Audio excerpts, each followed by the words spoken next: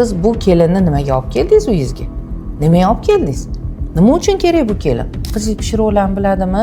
Uylarni qarashni biladimi? Muomala biladimi? Jonimki, onash qayerdasan? Bonu, san qayerdasan deb ha deb xotinini qidirursa, istagan onada shu bo'ladi.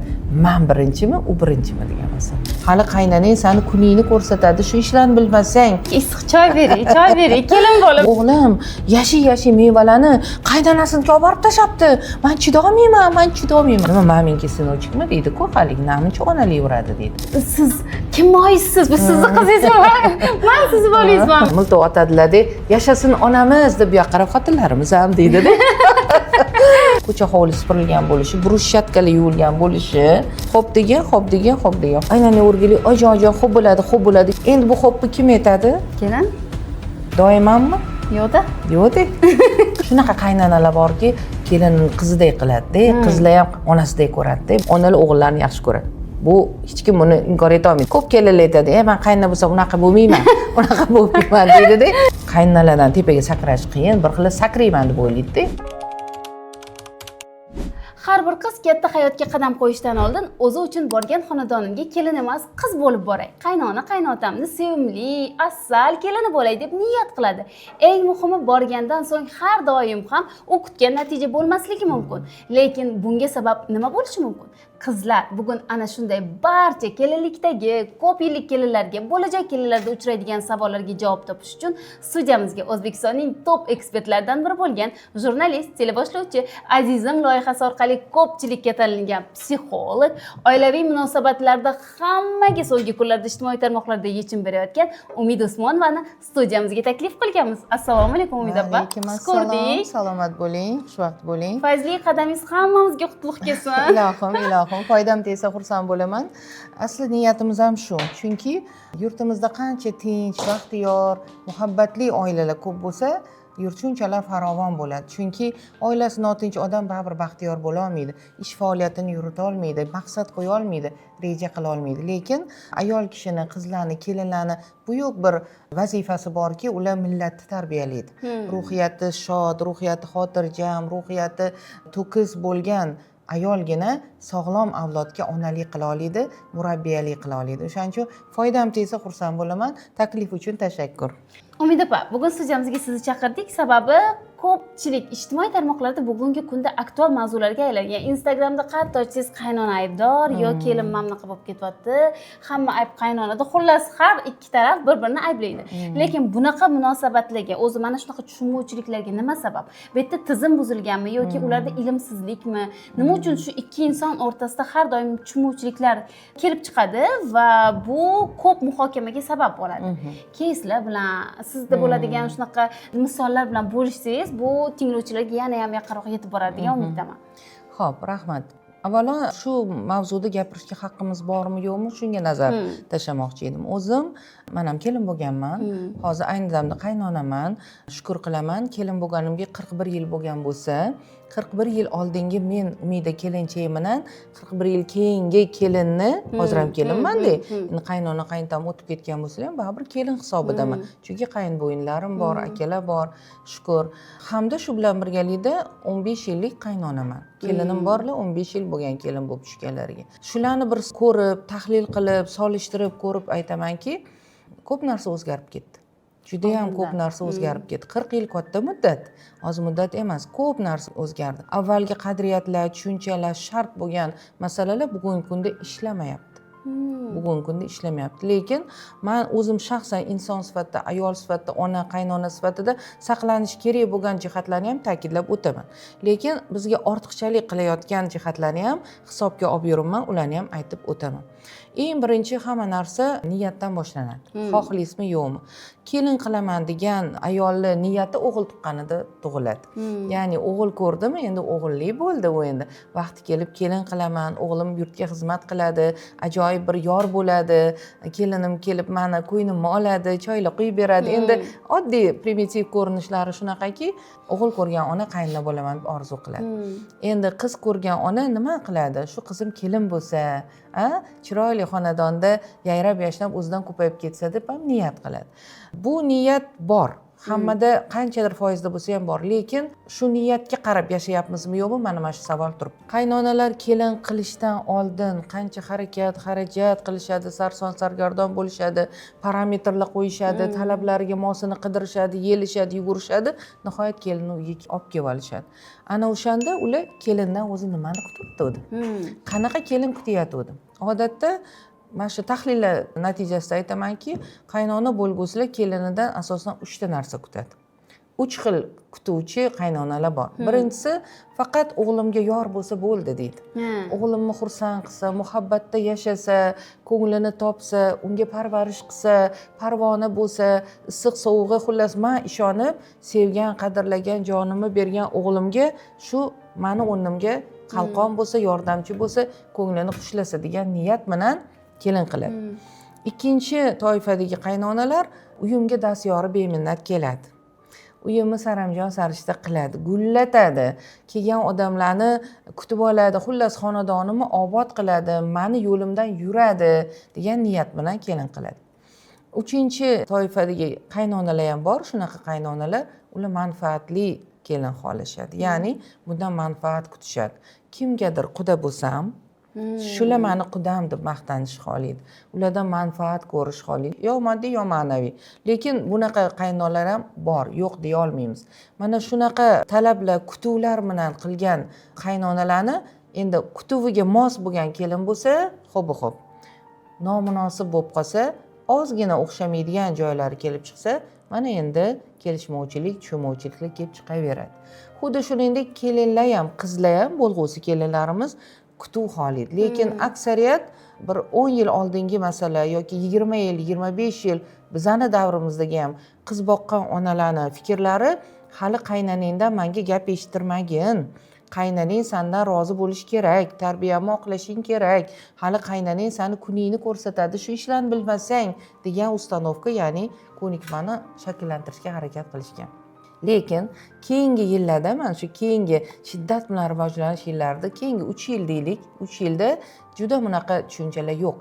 Juda bunchalar onalar bunaqa demayapti. Onalar qilsang o'zingga foyda, yo'q qilasam, qilmaysam, sen podshoxon bo'lib voyaga yetyapsan, sen malikasan, sen borgan joyda ham malika bo'lishing kerak deb tarbiyalayapti. Lekin tasavvur qiling, bozor, men o'zimga xohlagan narsani olmoqchiman, boshqa odam boshqa narsani olmoqchi. Lekin ikkalamiz ham mana shu uyga kerak bo'lgan anjomni olyapmiz. Aytaylik, bu oddiy hayotda juda ham ko'p uchraydi. Qaynonaga yoqqan mahsulot turgan gapki, undan 20-25 yosh kichik bo'lgan kelinchakka, yosh avlodga yoqmaydi. Bu normal holat. Bu norma, shunaqa ham bo'lishi kerak aslida. Lekin bu yerda shunaqa nozik tushunchalar borki, hurmat yuzasidan ko'nglini ranjitmasligi uchun xo'p deyish jarayoni bor. Endi bu xo'pni kim aytadi? Kelin? Doimanmi? Yo'qda. Yo'qda. Qarang. Aslida avvalgi dunyoqarash tushunchalar bo'yicha kelin hamisha xo'p deyish kerak bo'lgan. Xo'p degan. Xo'p demasang bo'lmaydi. Yashamaysan, turmush bo'lmaydi. Lekin hozir unday emas. Shaxsan o'zim qaynona sifatida ham aytaman, men yoshlarning fikrini qadrlayman. Chunki ular bizdan keyingi kelayotgan rivojlanishni, taraqqiyotni biladi. Men uni o'rganmagunimcha vaqtim ketadi va baribir jarayon sustlashadi. Ular tayyor maslahatchi. Ular bugungi kundagi chiroyli narsani biladi. Bugungi kundagi qulay narsani biladi. Oson yo'lini biladi. Foydalanish kerak-ku. Demak, qaynona ham xo'p desa yutqizmaydi. Lekin hamma qaynonalarning fikrlashi ham sizdek emas-ku, Umid opa? Men shuni targ'ib qilaman, men buni tavsiya qilaman. Chunki qarang, bitta hind filmi bor, eski film, hozir otini ham bilmayman. Shunda bir qizga bir uy xonadonga kelib ovqat pishirib berish tavsiya qilinadi. U qiz o'sha qiymalarini, boshqalarini qo'lida, chopqilada, bir narsalarda qiladi. Shunda o'sha uy erkagi aytadiki, "Meni ayolim" deydi, "Mana bunaqa narsalardan foydalanardi, texnikadan. Mana shunda ishingiz tezroq bo'ladi, aralashmang" deydi. "Men mana shunda qilib o'rganganman, shuni qilaman" deydi. Ko'ryapsizmi? Bu yerda haligi qaysarlik deymizmi, o'jarlik kerak emas aslida. Bu yerdagi qaysarlik qilishga asos bo'layotgan narsa nima desangiz, onashim, bu faqat o'sha anjomni ishlatish bilmaydi-da. Bilmagani uchun oson o'zi bilganida qilish xohlaydi. Demak, u eskichada qolib ketadi. Shu eskicha yaxshi-da. Zaman bilan Siz ham shunda o'zgarib qilganingizda mazasi bo'lmadi-da. Mana shu samovarni choyi yaxshi bo'lardi. Issiq olasiz, tefalda qaynatasiz.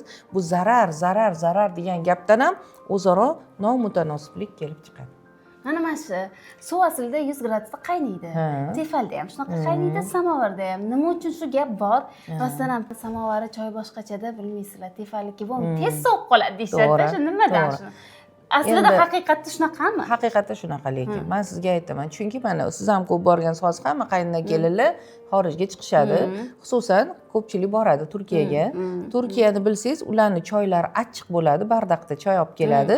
Anchagacha sovimaydi. Nega desangiz, ularni ko'rgan bo'lsangiz ham, choynaklari shunaqa tegida qaynab turadi, ustiga damlangani shu qaynoqda turadi. Ya'ni chiqib, yana ham qaynoq bo'lib turadi. Achchiq bo'ladi. Undan ozgina quyib, tegidagi qaynagan suvdan quyib sizga berishadi. Bu issiqlik sanaladi. Buni xalq tabobati biladi. Tushunasizmi? Bu rostdan shunaqa. Lekin bu aynan bizni samovarga to'g'ri keladi. Bizda ham mana buvlarim samovar qo'yishgan, men o'zim samovar qo'ya olmayman. Qo'ymoqchi bo'lsam ham qo'ya olmadim, chunki praktikam yo'q. Samovarni qo'yib, qaynatib, ustiga temir choynakda choyni damlab, ustiga qo'yib qo'yilgan. U chiqib, qizib turavergan. Uni qanaqadir foydasi, quvvati oshgan. Bu rost gap. Qaynog'i ham o'chmaydi haqiqatan. Qaynog'i ham o'chmaydi, lekin bitta masala bor. Hamma narsada o'zgarish, hamma narsada osonlashish bo'layotgan jarayonda samovar qo'yib, ichiga tarasha solib, kannayini qo'yib, qaynatib ishga odamlar vaqti yo'q. Bugungi zamonda kelinlarning vaqti yo'q. Qaynonalarning vaqti bo'lsa, marhamat, o'zingiz qaynataversin. Hammani mehmon qilib lekin aynan shuni siz qilasiz deb qilgan talab behuda talab deb o'ylayman. Nega? Bu unchalar ham muhim bo'lmagan masalani talabini qo'yib, orada konflikt chiqishiga sabab bo'ladi. O'ylash kerak, yosh katta, biz bekorga qaynona emasmiz. Biz bekorga ulardan 20 yosh katta emasmiz. Yoshlar ko'pincha ham yoshlik qilib xato qilishadi-da. Yoshlarning besabrligi bu norma. Ular hamma narsa tez bo'lishini xohlaydi. Norma. Qaynonalar endi u besabrlikdan oshib sabrlilik darajasiga yetib bo'lgan. U kelinlikdan o'tib bo'lgan. U sabr qiladi. Men qaynonalar bilan ham ko'p gaplashaman, kelinlar bilan ham ko'p gaplashaman. Konsultatsiyalarga kelishganda zehn solib, razm solib tursam, qaynonalarda ana o'sha besabrlik hozir ustun bo'layotgani zarar bo'lyapti-da. Bu ko'p narsada ko'rinadi. Yaqinda ham bitta shunaqa konsultatsiyamiz bo'ldi. Qaynona keldilar, juda ham xafalar, kelinlardan juda ham xafalar, lekin kelin qarasangiz ko'p narsaga erishayotgan kelin ekan. 3 yillik kelin ekan, juda ko'p narsaga erishyapti. Ham o'qishini o'qiydi, ham qo'shimcha mashg'ulot qiladi, ham ishlaydi shuni orasida. Xorijiy tillardan dars berar ekan, 2 soatga darsga ham borib keladi. Ham uydagi kelinligini qiladi, lekin hali farzandi yo'q. 3 yil bo'lgan kelin bo'lgan ekan. Qaynona norozi bo'lyaptilar. Ko'chada yuraverib, fikri-zikri boshqa narsada bo'lgandan ko'ra, bola tug'ishni o'ylash kerak edi. O'shanga men endi yashatgim kelmayapti deb kelibdilar. Ancha tavsiyalar berdim, tahlil qildik, analiz qildik va nazarimda natija bo'ladi. Ularga mana shu kelinni afzal tomonlarini, boshqa kelinlardan ham ko'ra ustun tomonlarini, go'zal tomonlarini tushuntirdim va farzand ko'rmaslik bu faqat insonni o'ziga emas, yaratgani qo'lida ekanligini tasdiqladim. Hatto mana shu ayollarimiz ibodat libosida bo'lsa ham ba'zan Allohga bog'liq narsalarni ham shoshma-shosharlik bilan talab qilib qo'yishadi-da, oilada keyin dars ketish bo'ladi. Dars ketgandan keyin qiyin bo'ladi. Bugun mana berdik shunaqa kelinlarga himoyachi kerakmi? Kelinlarga advokat kerakmi? Kerak. Ishonasizmi? O'zimni tajribamdan aytaman, kelin bo'lib tushganimda yolg'iz qizman, 5-kelin bo'lib tushganman.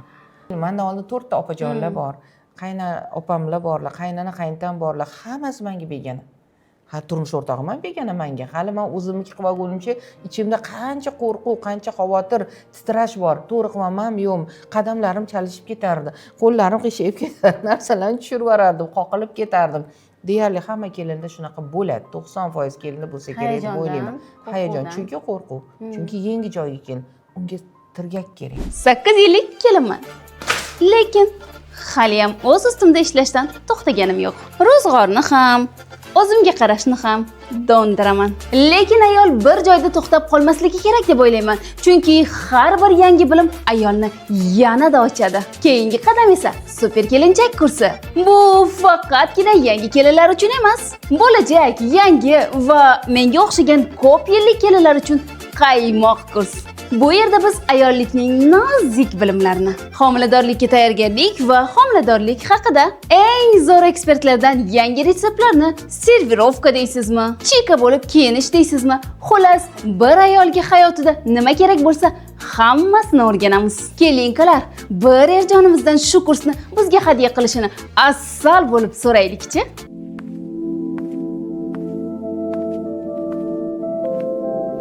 Unga advokat kerak, unga himoyachi kerak, uni qo'llab-quvvatlovchi odam kerak. Ba'zi xonadonlarda ovsinlar bo'ladi. Hech narsa qilmaydi, mana bunaqa bo'ladi, keling men bundoq qilaman, keling men yoningizda boraman deydi, qo'llab boradi. O'shanaqa opajonlarni yaxshi ko'raman. Menda ham shunaqa opajonlar bo'lgan. Ham birinchi navbatda qaynona bo'lish kerak deb o'ylayman. Nega? O'sha gap, siz bu kelinni nimaga olib keldingiz uyingizga? Nimaga olib keldingiz? Nima uchun kerak bu kelin? Eng birinchi navbatda o'g'lingizga turmush o'rtoq bo'lish uchun kerak, to'g'rimi? Juft halol bo'lish uchun kerak. Nima uchun? Nasl davom etish uchun. Nima uchun? Sizni oilangiz avlodi davom etish uchun, to'g'rimi? Tanlab, saralab, qidirib, sarson bo'lib, surishtirib, voy yuzlaringizni ming xil xoyga solib, egilib, bukilib borib shu uydan olib keldingiz shu qizni, to'g'rimi? Yo'q. Endi shuni shundoqlikcha qo'yib qo'yish bu insofdan emas. Uni his qilish kerak. Chunki ko'proq aytaman, faqat o'g'il boqqan onalar bilan qiz uzatib keyin kelin tushirganlarni ozgina farqi bo'ladi. Yoki hali o'zi qiz uzatmagandek birinchi o'g'lini uylantirdi. Mana shunaqa qaynonalar ham ko'p xato qilishadi. Chunki ular birdaniga hamma narsani talab qila boshlashadi. Qiz uzatganlar o'zini qizini ham his qiladi-da. O'shaning uchun oldin qiz uzatib keyin o'g'il uylantirgan bo'lsa, ular ozgina bo'lsa ham advokatlikka yarashadi. Yaraydi. Shu o'rinda aytib ketmoqchiman, mani qaynona oyijonlarning bitta yagona o'g'illari bor, bitta farzandlar, lekin advokatlik bopliydilar. Qoyil qolaman, men aytaman. Shunaqa menga har taraflama tirgay bo'la oladilar-da. Boshida tushunmasdim ham. Balkidir o'zlari xohlab kelin qilganlar-da, shuning uchun yaxshi ko'rsalar kerak edi. O'g'illarni ham oldiga tushardilar. Xo'jayinim даже meni qidirdilar. Siz kim oysiz? Bu sizni qizingizmi?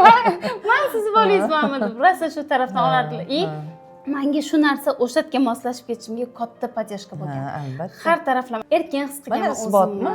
Isbotmi shu? Haqiqatda bor. Bu narsa kerak ekan, rostdan ham albatta kerak. Albatta. Chunki qarang, hamma xohlaydi. Mana shu sovchi bo'lib borgan so'raydi. Qizingiz pishiruqlarni biladimi? Uylarni qarash biladimi? Muomala biladimi? So'raydi, surishtiradi. Hammasini talablarini baland qilib qo'yishadi-da. Lekin kechirasiz 20 yosh qiz, 25 yosh qiz boringki, o'qimish bilan ovora bo'lgan, karyera qilgan, bir narsalar yaratgan, brendlar ochgan hozir yosh qizlar bor, men juda hurmat qilaman bularni. Bularni unga ehtimol vaqti bo'lmagan bo'lishi mumkin, to'g'rimi? Siz uchun muhimi nima hozir o'zi? Muhimi nima? Shuning uchun qaynonalarga bizda qaynonalar maktabi bor azizimda. Men aytaman, siz birinchi muhimni ajratib oling. Muhimi nima sizga? Muhimi shu o'g'lingiz baxtli bo'lishi, sevib, muhabbatda, xotirjam, xursand bo'lib yashashi muhimmi? Yoki sizni uyingizda har kuni ertalab 6 da choy tayyor bo'lishi, misol uchun aytaman, ko'cha hovli supurilgan bo'lishi, bruschatkali yuvilgan bo'lishi yoki yana bir narsalar muhimmi deyman. Men qaynonalarga shunaqa doskada dars o'tganimda aytaman. Siz tasavvur qiling, oila daraxt ko'chat ekyapsiz. Buni o'q ildizi nima? O'q ildiz ushab turuvchi ildiz bo'ladi. O'zi daraxtlarniki o'q ildizli bo'ladi. Boshqa maysalarniki sochma ildiz bo'ladi. Buni hammamiz o'qiganmiz botanikalarda. Sochma ildizni yulish oson bo'ladi. O'q ildizni yulish juda qiyin bo'ladi, chunki u chiqishi qiyin bo'ladi. O'shaning uchun oilani biz daraxt deb qiyoslasak, o'q ildizi sizni asosiy qutuvingiz bo'lishi kerak deyman. Qutuvingiz bolangizga mehr muhabbatli, yaxshi yor kelishi, sog'lom oila bo'lishimi? Bo'ldi, mana shuni o'shang. Atrofidagi nima kamchiliklari, ulgurmayotgani, qila olmayotgani, qovog'i solingani, gap bilmasligi bular o'zi sizga asosiy bo'lishi kerak emas deyman. Asosiysiga qarang. Yoki birinchisi asosiysi uyingiz saramjon, bolangizni ozod saqlaydigan, parhez ovqatlar qila oladigan pazanda kelinmi? Uni husniga, gapirishi bilmasligiga yoki o'g'lingiz bilan uncha munosabati yaxshi emasligi sizni endi bezovta qilmasin deyman. Siz kutganingizni oldingiz-ku, mana xonadoningiz yaraqlab turibdi, hamma yog'ingiz pazanda kutadi, boshqa qiladi, lekin o'g'lingizga muomala qila olmaydi. O'g'lingiz baxtlimi? O'g'lingizga nima kerak o'zi? Sizga nima kerak, o'g'lingizga nima kerak? To'g'rimi? Yaxshi, agar o'g'lingiz o'zi sevib olgan bo'lsa, siz uni yaxshi tushungan ona bo'lsangiz, siz unga moslashga harakat qilasiz. O'ziga moslashga ham harakat qiling. Masalan, o'zim, meni o'g'lim ham yoqtirib uylangan. Meni o'zlarining ikkita qizim bor o'zi aslida, qizlarim uzatilgan. Birinchi qizim uzatgandim, keyin o'g'il uylantirdik, keyin yana qiz uzatganman. Qizlarimdagi uy tutish qizlarimdagi holat kelinimda yo'q. Bu norma. Chunki u boshqa oiladan keldi. U oila yaxshi oila, hurmat qilaman, izzat qilaman, xohlab oldim, xursandman hammasiga, lekin qizlarimdagi yetilish yo'q. Qizlarimdagi nazarimdagi to'kislik yo'q. Nima qilaman? O'rgataman. Shunaqa paytlar bo'lgan, kunma-kun yozib, bir kunga qiladigan asosiy vazifalarni yopishtirib qo'yganman, lekin undan oldin baribir menga muhimi ikkalasi munosabati yaxshi bo'lishi kerak edi. Bir yo'la sekin-sekin o'rgatib borish kerak. Chunki u o'rgatish nima uchun? Ayting, qarang. Masalan, men o'g'lim meni uy tutishimga, ro'zg'orimga o'rgangan. 25 yoshda uylantirgan bo'lsak, shu 25 yil mana shu sharoitda yashagan. U shunga ko'nikkan, unga bu yoqadi. Men shu vaziyatni qilib berganman ona bo'lib, ozodalik, dazmol, ovqatidagi pokizalik va hokazo hammasini. Endi bu kelin meni o'g'lim bilan baxtli yashash uchun, uni xursand qilish uchun u mana shu sharoit hech bo'lmasa 50% ni qilib berish kerak. U men uchun emas. O'g'lingiz uchun. U men uchun emas. U o'g'lim uchun ham emas, u o'zi uchun. Chunki qarang, mana shu sharoitda yashayotgan guldek, mana bitta gulni parvarish qilyapsiz-da, o'g'itini vaqtida suvini berasiz, quyoshga qo'yasiz, olasiz va hokazo. Endi bu sharoit o'zgardi. Bu rejim o'zgardi. Bu gulliydimi, so'liydimi? So'liydi. So'liy boshlaydi. Demak, uni turmush o'rtog'i so'liy boshlaydi. Soviy boshlaydi. Muhabbat bo'ladi, ehtiroslar bor, bo'lishi kerak, zo'r bo'lsin. Men o'zi hamisha xohlayman, ishonasiz, onash muhabbat bilan yashagan oilani xohlayman. Bir-birini sevib yashagan xohlayman. Lekin hamma qaynonalar ham buni xohlamaydi. Xohlashi mumkin, lekin bu yerda bitta masala bor. Meni ko'proq yaxshi ko'radi.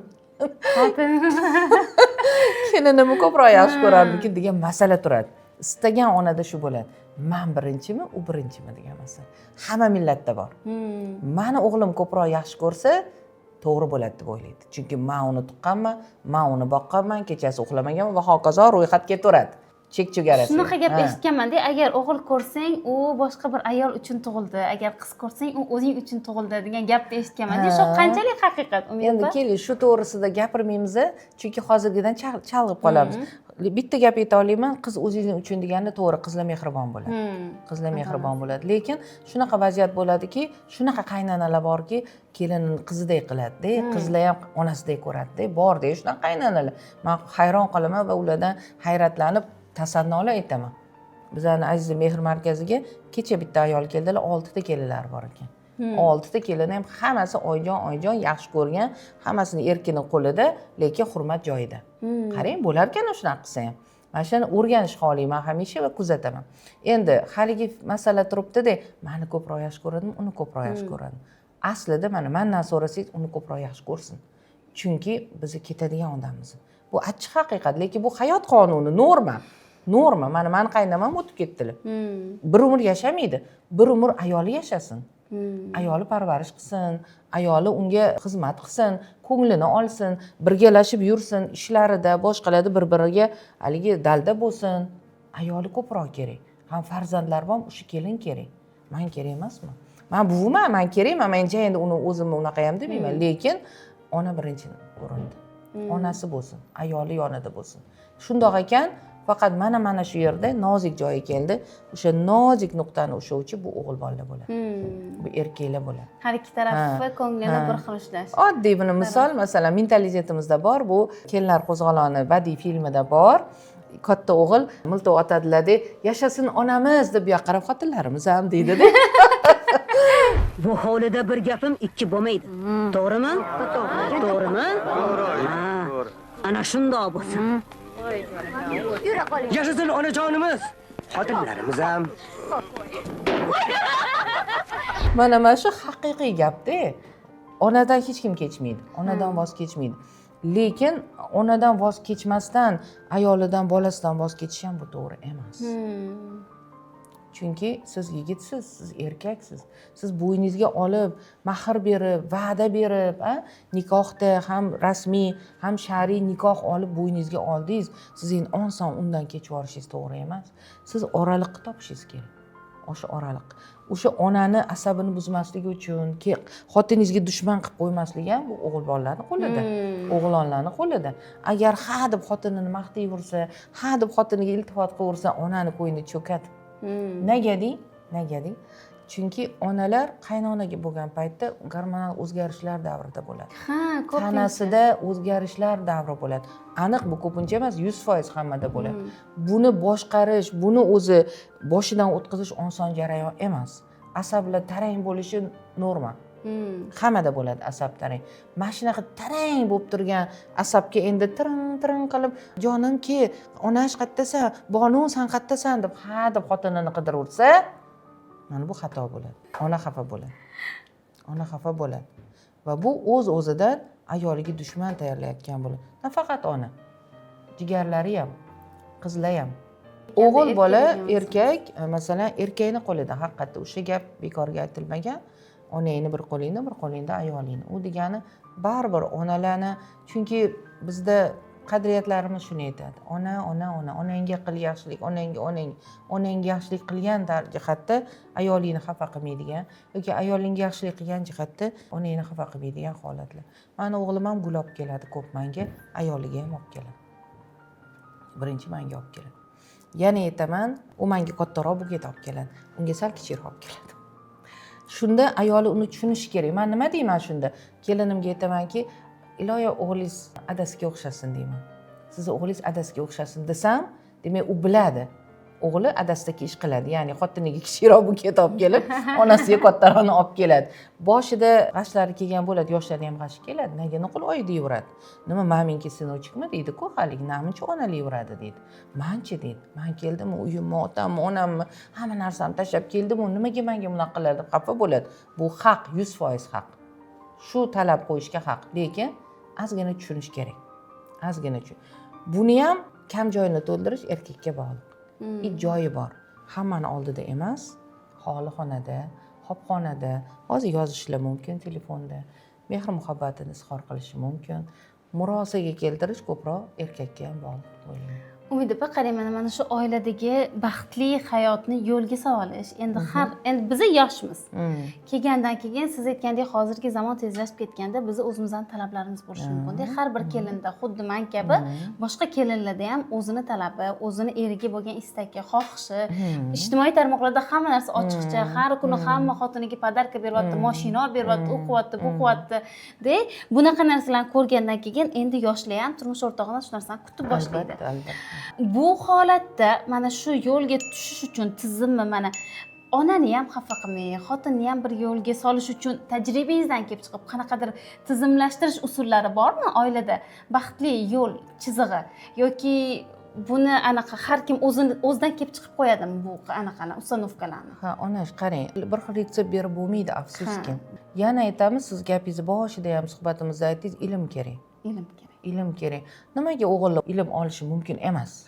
Nimaga o'g'illar ham onaga, ona ham, ayol ham bir xil jins, kelin ham, bir xil jinsdagi ayollar. Lekin ikkalasiga mana shu yigit kerak. Sema Marashli degan yaxshi psixolog bor, turklarda yaxshi kitoblari bor. Men ko'pchilikka buni tavsiya qilaman. Shunda hikoyasi bor. Bitta hikoyada bir erkak infarkt bo'ladi, yiqiladi, hushidan ketadi. Uni tepasida ikkita ayol o'tirgan bo'ladi. Bittasi onasi, bittasi ayoli. Shu hushidan ketib yotgan erkakni tepasida ham ular bahslashadi. Haligi erkak ko'zini ochgisi kelmaydi. Hayotga qaytgisi kelmaydi. Ko'ryapsizmi? Aslida ikkala ayol ham mana shu erkak uchun yashayapti. Ona o'g'lim yashasin, bor bo'lsin deydi. Ayoli boshimda shu erkagim bor bo'lsin deydi. Lekin nimaga shu joyda aqlli ishlatib, ozgina murosa qilib, past balandni keltirib olish mumkin emas? Nimaga mumkin emas? Yo'inki o'sha o'g'illar o'zi hali siz aytganingizdek ham onani xursand qiladigan, ham ayolini xursand qiladigan sharoitga nimaga kela olmaydi? Ijtimoiy tarmoqlardagi ko'z-ko'zlar, mashina sovg'a qilishlar, gullar sovg'a qilishlar, mehr muhabbat ifodalari bu borligi endi qaytarib bo'lmaydigan jarayon. Lekin bitta savol turadi, bu hammasi haqiqatmi, yo'qmi degan masala ham turadi. Aqli yetadigan qizlar, kelinlar buni tushunadi. Ya'ni aqli yetadigan qizlar, kelinlar ozgina bo'lsa ham chamalaydi. Bizda shu imkoniyat bormi, yo'qmi? Bo'lsa men shuni ko'rsatarmidim, yo'qmi? Meni o'zim agar shu yoshda o'shanaqa bo'lsam, men buni ko'rsatmasdim. Bu oshiqcha nazar, bu oshiqcha ko'z tegishi, men shunaqa deb o'ylayman. Men xohlamayman. Bu maqtanadigan narsa emas, bu sizning shaxsiy narsangiz. Bu sizga bo'layotgan mehr, bu ishonasizmi bilmayman, sizlar qanaqa qabul qilasizlar, o'shalar hammasi haqiqatda ichida baxtli deb o'ylamayman. Aslida. Nega? Chunki buni ko'rsatish xohlaydi. U ko'rsatib o'ziga ham shuni isbotlash xohlaydi. Mana ering shunchalar mashina olib berayotgan erkakni munosabati qanaqa ekan? Ayolga, munosabati qanaqa ekan? So'zlash qanaqa, mehr muhabbati qanaqa, boshqa murosalari qanaqa biz bilmaymiz-ku. Mashina olib berib qo'ydim, bo'ldi. Mendagi ideal erkakni boshqa joyda topa olmaysan desa-de, tepib kirib, tepib chiqadi degan gaplar bo'lardi oldin. Mana bu ta'riflarda-da ayollarda. Onalarimiz aytishadi, bu eri rosa yomon, tepib kirib, tepib chiqadi degan. Menda shunaqa patsientlarim bor, ya'ni mijozlarim bo'lgan. Bir yilda kamida 6, 7, 10 marta ham xorijga olib chiqadi eri. Lekin urib borib olib keladi. Mashina sovg'a qiladi.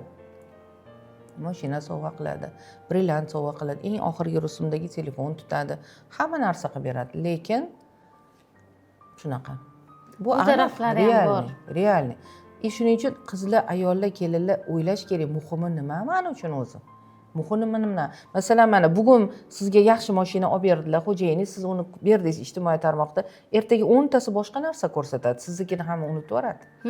Siznikini siz kimgadir o'zingizni isbotlamoqchi bo'lib aytdingiz, mana ko'r, men mana shunaqa yashaganman, sinfdoshim, dugonam yoki meni ola olmagan yigit yoki meni muhabbatimni pisand qilmagan yigit ko'rib qo'y, senga tegmasin, men bo'ladi-yu shunaqa narsa, to'g'rimi? Yo'q. Ko'z-ko'z birovlarga ko'rsatish, maqsad nima o'sha? Ko'z-ko'zlashdan maqsad nima? Shu atrofdagilarga ko'rsatishda, menda shunaqa deyish, lekin asli shunaqa, hamma narsa buyum bilan o'lchanmaydi, to'g'ri? Bu masala, ishoning, bu masala azal yillar asrlar davomidagi masala. U kecha bugun paydo bo'lmagan. Oddiy cho'lponni kecha va kunduz asari bor.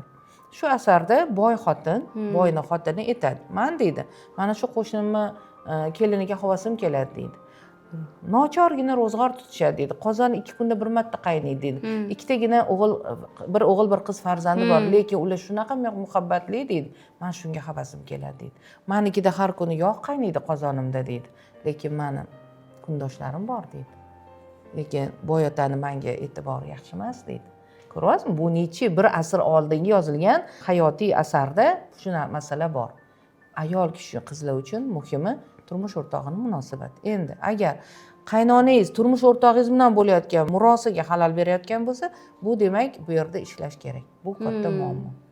Bor. Bu masalada ham ko'p keladi. Kelinlar kelishadi. Qizg'anadi mendan deydi. O'g'illarim qizg'anadi deydi. Ro'yxat bermanglar, billa o'tkazmanglar, kechasi bilan yonlarida gaplashib olib o'tirarlar va hokazo va hokazo. Bunaqa ko'p masalalar. Shularda biz ular bilan ishlaymiz. 1, 2, 3 martalab seanslar qilib ishlaganimizda sababini topib beramiz. Nima uchun shunaqa? Nima uchun shunaqa? Demak, bu yerda baribir ham qaynonani u qizg'anishi, boshqasi, bilasizmi, psixologiya shunaqa narsaki, psixoanalizda ko'rasiz, asoslari bor-da, yaralish asoslari. Psixopat ayollar bor. Meni tajribamda bo'lgan 3 marta uylantirgan o'g'illarini baribir kelinga kun bermaydi. Baribir kun bermaydi. Domda turishadi, iloji bo'lsa o'sha yotoqxonasini oldiga kelib ko'rpacha solib yotib oladi ona. O'zlari boqli beva qolganlar. Psixologik jihatdan buni qanaqa asoslash mumkin? Bular psixopat, bular kasal, bular kasal. Bularni to'g'irlash afsuski iloji yo'q. O'zi xohlamasa iloji yo'q. Boshqalar to'g'irlay olmaydi. Bir xillar shu aytadi, meni qudam bilan gaplashib bering, meni qaynonam bilan gaplashib bering, mana shunaqa. Biz gaplashib berganimiz bilan o'zi xohlamasa bu aniq narsa. U tuzala olmaydi. U buni kasallik ham deb o'ylamaydi. Bu norma deb o'ylaydi. Meni bolam-ku deydi. Men buni deb erga tegmadim-ku deydi.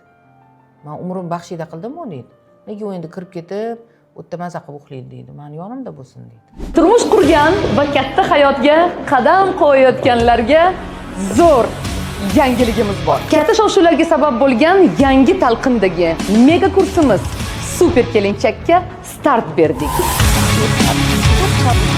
Bu kursimiz har qanday yoshdagi ayol va qizlarimiz uchun. Ruxsat bermaydigan erkak bo'lmaydi. Onam bilan men uncha yaqin emasman. Jinsiy munosabat bo'yicha yopilish bo'lib qoladi. O'zi va hayotini rivojlantirmoqchi bo'lgan, oila mas'uliyati oldidagi qo'rquv va kelajakka bo'lgan xavotirdan kutilmoqchi bo'lganlar uchun. Turmushga chiqadigan insonni mani baxtli qila oladimi, yo'qmi? Shu konflikt orqali munosabatlarga aniqlik kiritiladi. Turmush o'rtog'i bilan munosabatini yaxshilab, hayotiga yorqinlik kiritmoqchi bo'lganlar uchun. Farzand tarbiyasida adekvat ona bo'lishni istaganlar uchun. Anglamagan ota-onalik. Sizni qachonlardir otangiz qo'llab-quvvatlamagan bo'lishi mumkin, lekin unutmang, sizda siz borsiz. Etiket, go'zallik va o'z stili ustida ishlamoqchi bo'lganlar uchun. Eringiz bilan qayergadir restoranga borganingizda albatta ko'ylak kiying, yubka kiying, hech qachon shim bilan kiyib bormang. O'zinglarni labilarni formasidan olib borib bo'yab olasizlar. Qaynona va erining oilasi bilan chiroyli munosabatni o'rnatmoqchi bo'lganlar uchun unikal imkoniyat. Qaynonalar kelinlardan nimani kutadilar? Qaynona va qaynota bilan qanday gaplashish kerak? Informatsiya, chek-list, hammasi sizning rivojingiz uchun. Super kelinchak kursimizga qo'shilgan ayol va qizlarimiz asosiy darslardan tashqari 74 ta darsdan iborat 4 ta kursni 0 so'mga olishlari mumkin. To'g'ri bozor qilishni o'zimni tajribamdan kelib chiqib, imkon qadar ko'rsatib berishga harakat qilaman. Ketdik. Bu taom uzog'i 10 minutda tayyor bo'ladi. Dunyo sandiqlariga sig'maydigan bebaho bilimlarga ega bo'ling.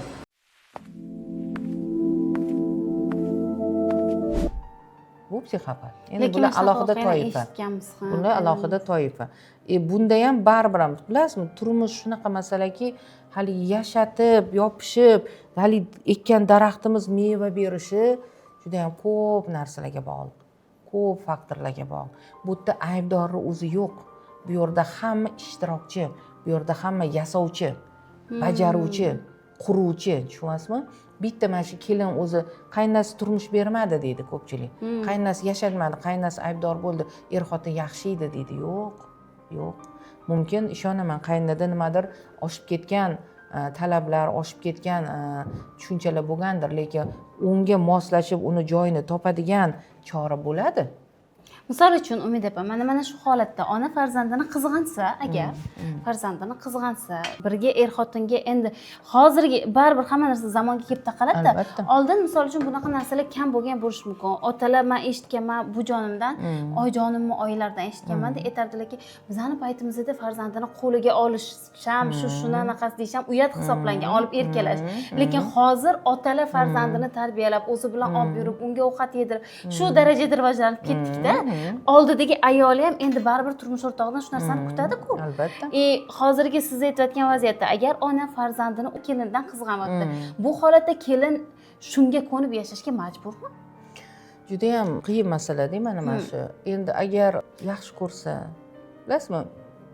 Men misollarim shu darajada ko'pki, bitta gapni aytsam, anu mana bunaqa qilgan-ku deyman-da. Ha. Meni tajribamda shunga chidab yashayotgan kelinlar bor. Bor. Nega? Chunki erini yaxshi ko'radi. Bolasini yaxshi ko'radi. Chidab yashayapti, lekin yo'l qidiryapti. Bu aynan qizg'anish ham darajasi bor. Hamma narsa. Mana shakar, masalan, choyingizga bir qoshiq shakar solsangiz, ta'mi boshqacha bo'ladi.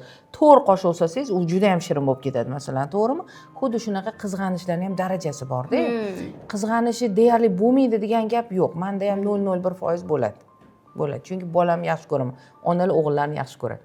Bu hech kim buni inkor eta olmaydi. Shu kelinlar ham o'g'lini yaxshi ko'radi-da. Ko'p kelinlar aytadi, "Men qaynona bo'lsam unaqa bo'lmayman, unaqa bo'lmayman" deydi-da. Men ichimda kulib qo'ya qolaman. Balki bo'lmas deb ishongim keladi, lekin bu iloji yo'q. O'g'lini yaxshi ko'radi. Qizini ham yaxshi ko'radi, onalar o'g'lini yaxshi ko'radi. Mana shu nuqtai nazardan darajada olganda onalar, qaynonalar, qaynona bo'lgandan keyin hamisha ayniqsa mana shu paytda o'zini sevimli mashg'ulot bilan band bo'lish kerak. Chalg'ishga Ya'ni-da e'tiborini o'tdan sag'al boshqa tomonga burish kerak. Bu jihatdan bizani Aziza mehr markazi juda ham qo'l keladigan joy. Chunki uyda qolgan, bir umr ishlagan, faoliyat qilgan ayollar uyda qolgandan keyin nima qiladi? Aralashadi. O'sha kelinni ko'radi, o'g'lini ko'radi. Bu narsa bu yerda bu yoqqa turib qolibdi, bu bunaqa turish kerak edi. Ben paytimda bunaqa edi. Eski gaplar, yangi gaplar hammasi aralashib ketib, ruhiyatida sinish bo'ladi. Tushkunlik bo'ladi va bu albatta agressiya olib keladi. Chalg'ish nima degani? Chalg'ish kerak rostdan. O'shaning uchun ko'p aytaman, yoshi katta onalar oldin qilolmagan narsalarni qilsin, orzularini amalga oshirsin, sayohatlar qilsin, klublarga borsin, shug'ullansin, salomatligi bilan. Mana shunda kelinlarga ham ozgina ozodlik bo'ladi. Ozgina havo keladi, nafas bo'ladi. Agar faqat uyda qolib ketadigan qaynonalar bo'lsa, bu kelinlarga rosa qiyin bo'ladi. Hozir o'zi onash shunaqa masala kelyapti. Birga yashash kerakmi, yo'qmi degan masala kelyapti. Juda aktuallashdi. Aktual masala, aktual. Chunki bu boshqa millatlarda bu tajriba o'tib bo'lgan. Masalan, meni xabarim bor, ko'pchilik bilsa biladimi, bilmaydimi, afg'onlarda, afg'on millatida biz Afg'oniston qanaqa jar rivojlangan mamlakat deb o'ylamaymiz, lekin bularni qadriyatida kelin tushirdimi, darrov bo'lay qiladi. Kelinlar qaynonam bilan yashamaydi. Imash kelin ham biladi, u ham qariganida o'zi yolg'iz qoladi. Bular bunga rozi. Bularda bu norma, odat. Rus mentalitetida ham shunaqa. Ruslarda ham bor. Endi men sharqiy mamlakatlardan deb aytmayman, afg'onlarda shunaqa. Turklarda ham hozir shunaqa bo'lyapti. Endi bizda ham hozir men buni targ'ib qilayotganim yo'q. Men bu shunaqa bo'lish kerak deyotganim yo'q, lekin shunaqa oilalar borki, men tajribamda bitta ayol tanish odamim bor, doim keladigan men tajribamda bo'lgan voqea. Bittagina o'g'illari bor, 3 ta qizlari bor, uzatib yuborganlar. Kelin zamonaviy, ilmli, ko'p jihatdan ko'p narsani bilib, hayotga tatbiq qilish xohlaydigan va qat'iyatligini kelin. Shu ayol shu kelinda kuyvorib, kurashvorib, qo'ydirib yubora olmaydi, ajratib yubora olmaydi, nomus qiladi, ajratish o'ylamaydi. Lekin bu kelin uni g'ashiga tegurgandan ko'krak saratoni bo'lib qoldi. Qaynona. Shuni men ancha yillar oldin, bu dardga chalinishlardan oldin tavsiya bergan edim. Xoli qiling. Bo'lay qiling. Qaramang. Yomon tutum qilmayapti keliningiz. Zamonaviy, yangilik qolyapti. Lekin bular o'sha eski qolipga bu yangi qolip to'g'ri kelmaydi-da. Bu norma, hamisha shunaqa bo'ladi. Yangi qolip boshqacharoq takomillashganroq bo'lishi mumkin, osonlashganroq bo'lishi mumkin. Ko'p jihatdan baribir o'sish bo'ladi-da. Bu eski qolipga to'g'ri kelmagani bu katta muammodir. Buning uchun kasal bo'lib o'lib ketish shart emas. Yashashingiz kerak. Men o'ylayman shu tushunmovchiliklar ham aslida shu menda bunaqa edi, men bunaqa qilganman, nimaga men qilganman, bu qilmaydi degan gaplardan kelib chiqaveradi. Men buni xohlayman, lekin u ayolning xohishi bu kelinning xohishiga to'g'ri kelmaydi-da. Buni ham o'zining xohishlari bor-da. To'g'ri. Lekin oldin ko'nib yashashgan shunga. Bular xohishdan kechib yashagan. Qaynona nima desa shu bo'lgan ko'p holatlarda-da oldin. To'g'ri. Lekin men shuni qaynonalarga aytmoqchi bo'laman-da. Siz birinchi o'ylab ko'ring, mana shu sizni talabingizdan kimga yaxshi bo'lyapti? Sizga shundan yaxshimi? Ha, menga yaxshi deydi. Xo'p, bolangiz bilan birga yashash yaxshimi sizga? Ha, men birga yashashni xohlayman.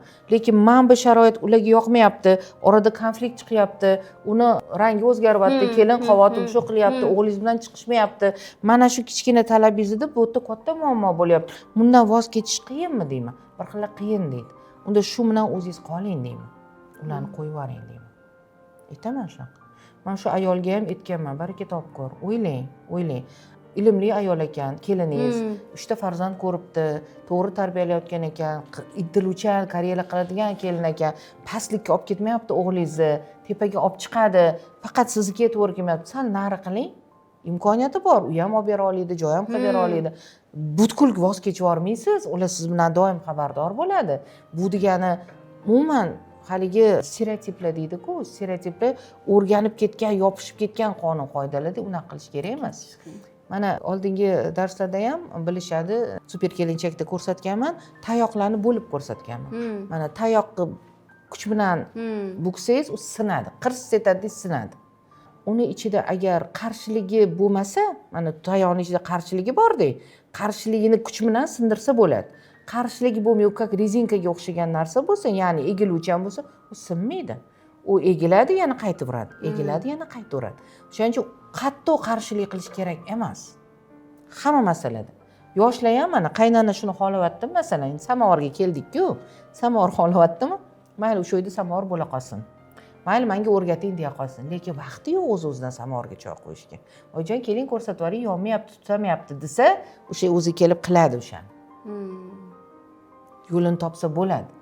u ham xohlagani bo'lyapti, bu kelin ham shu ishni qilmayapti masalan. baribirga Ha. har ikki tarafni to'g'ri ushlab Balans ushlash kerak, balans ushlash kerak. Qarang, biriga biri to'g'ri kelish uchun balans ushlamasangiz, bir pastga ketib qoladi, bir tepaga ketib qoladi. Ular hech qachon bir chiziqda, bitta liniyada bo'lmaydi. Qaynona ham, kelin ham bitta liniyada ketsa, o'g'illar maza qiladi. Masalan, men o'zim ona sifatida aytamanki, menga hozir muhimi mana shu ish shunaqa, mana shu turishi muhimmi yoki o'g'lim boshi og'rimasligi muhimmi? O'yla Umida deyman. O'g'lim boshi og'rimasligi muhim deyman. Chunki men bolamni yaxshi ko'raman. Yaqinda bitta gap eshitdim. Agar qaynona farzandini yaxshi ko'rsa, uni tanlagan tanlovini ham hurmat qilish kerak. Ona farzandini yaxshi ko'rsa, farzandi qilgan talabni hurmat qilish kerak.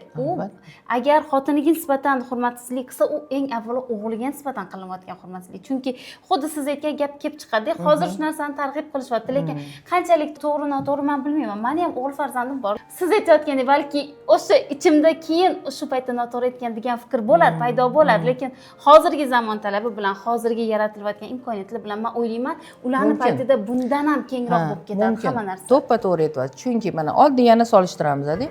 Oldingi paytlarda qanaqa bo'lgan? Ayollar kelin qildimi, pensiyaga chiqdimi, uyda qolgan.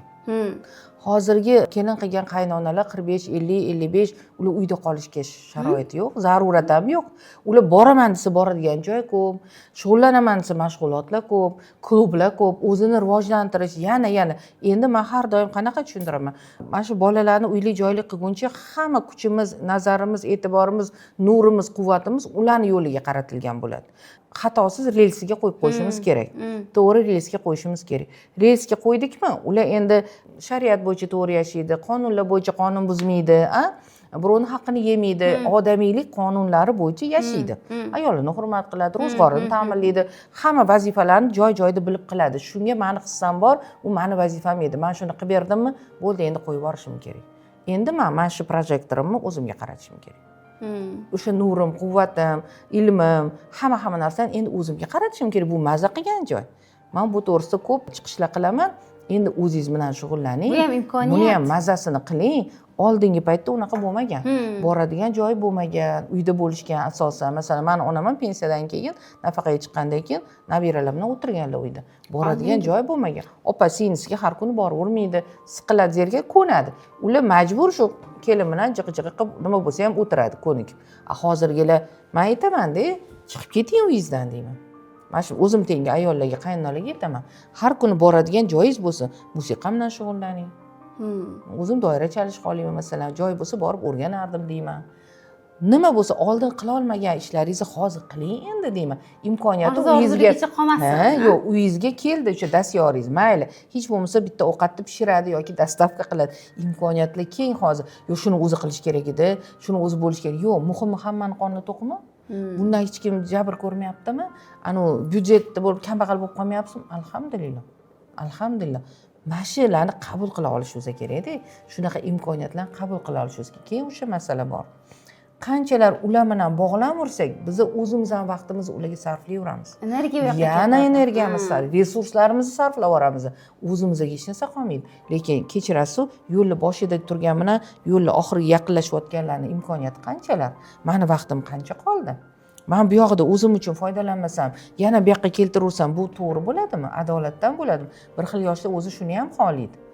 Yo'q deydi, siz bizga qarang, bizga qarash bering, navarangizga qarash bering, palonchi. Men shunaqa yoshlarga ham aytaman, qo'yib yuboring onangizni deyman. Ham endi o'zi uchun yashasin deyman. O'zingiz eplang deyman. Ayollar ham, lekin maslahatga marhamat. Qaynonalar tayyor konsultant. Shuni biling. Siz endi yurayotgan yo'ldan ular yurgan.